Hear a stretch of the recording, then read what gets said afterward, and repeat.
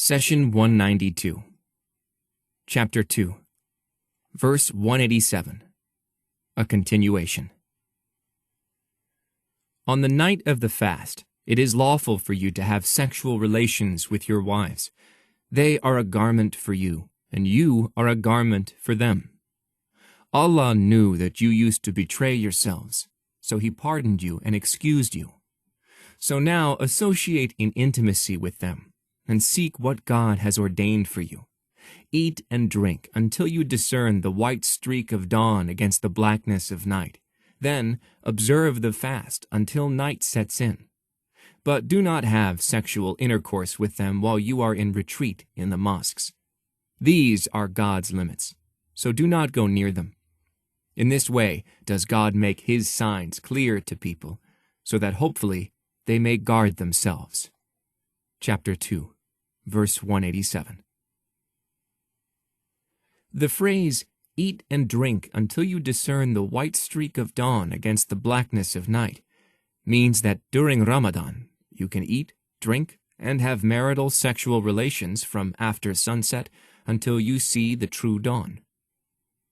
At the time of the Prophet, peace be upon him, there were two callings for prayers, athans, around dawn in Ramadan.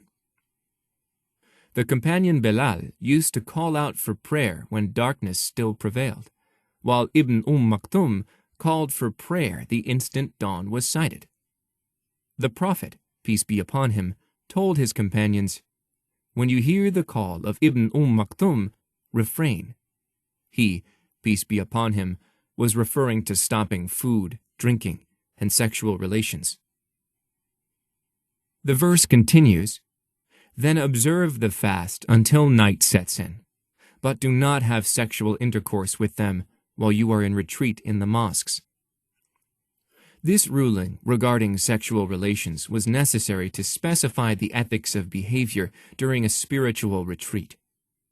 More specifically, it was to address the etiquettes of behavior while observing a mosque retreat during the last 10 days of Ramadan, which was the practice and the sunnah of our beloved Prophet. God explained that intimate relations are only permitted for those couples who were not in the state of retreat for worship, i'tikaf. A retreat for worship is not limited to nights of Ramadan. It can be practiced any time you choose to seclude yourself to a place for a specific time exclusively for worship. The scholars have differed in regards to the specifics of a retreat for worship. Some believe that a person must be fasting while in retreat.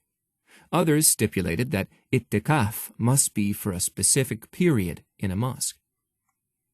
We answer that you can enjoy the immense rewards of a retreat every time you enter a mosque if you make the conscious decision to dedicate your time inside the mosque exclusively for Allah. In other words, you do not indulge in speaking about worldly matters or preoccupying yourself with your phone or anything outside worship. Make those moments you spend in the mosque dedicated to God. Mosques are places of worship, so keep in mind that you will gain no benefit whatsoever if you spend your time in the mosque discussing worldly matters. Prophet Muhammad saw a man enter the mosque and then go from person to person asking about something he had lost. The Prophet told him, "May God not return it to you. Mosques were not built for this." We find another excellent example in the companions of the Prophet who used to say, "We take off all worldly matters from our minds and leave them at the door of the mosque, just as we do with our shoes." Life's troubles, hopes, and dreams occupy many hours of your day, while prayer and worship only get a few moments. Make sure these moments count. When it is time for prayer and worship, leave all life matters behind and go into the mosque with only your faith. Sit wherever you find space, and do not step over people to get to the front row. Allah will instill blessings wherever you sit. In fact, our beloved Prophet used to sit wherever he found the nearest empty space next to the companions. This is contrary to our times, where people reserve spots for others, and often a person who comes in late start stepping over people in order to get to the front rows. When you are in the house of God, you should not worry about where you sit or next to whom. Rather, sit wherever you find a place, and make the intention of retreat, ittikaf, for God alone. You are not valued by who sits next to you, whether a janitor or a governor. Rather, you are valued by your faith. This brings us back to the verse. God says, "But do not have sexual intercourse with them while you are in retreat in the mosques. These are God's limits, so do not go near them." A limit, or a boundary, is a barrier that separates two items from mixing or coming in contact. The boundaries of God are His prohibitions. Prophet Muhammad, peace be upon him, said, "What is permissible is clear, and what is prohibited is clear. Between these two are some gray areas. He who steers clear of these gray areas has guarded his faith, and he who wanders around them is bound to fall into prohibitions. Just like a shepherd who pastures around a king's sanctuary, grazing right on the king's borders. Verily, every king has a sanctuary, and Allah's sanctuary are His prohibitions." Our beloved Prophet is advising us, just as God had advised, not to even go near God's limits, let alone overstep them. So, if you are in a retreat for worship in a mosque, ask your spouse not to visit you. You may have no intentions of doing anything, but you should avoid any situation that may lead you to do wrong. This is similar to God commanding you to keep away from places where alcohol is served, so you do not get tempted into considering a drink.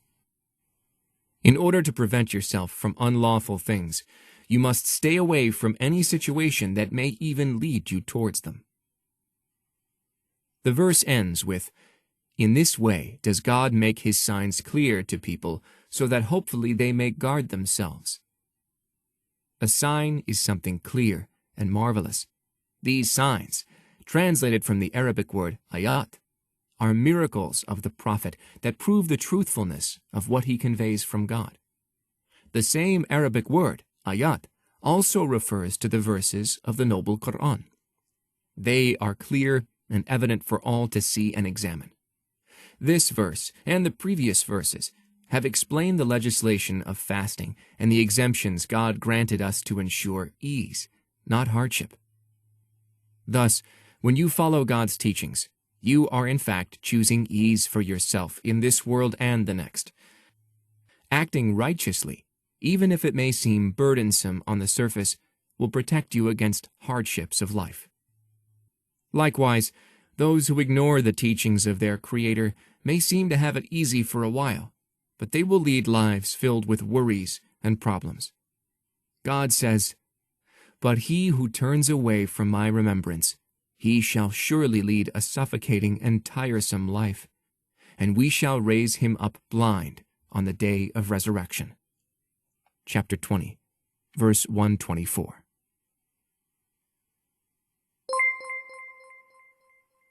The messenger said, "My Lord, my people treat this Quran as something to be ignored." Chapter 25, verse 30. Do not abandon God's book. Please take a moment to subscribe and to share with your family and friends. Visit us at www.QURANGARDEN.com.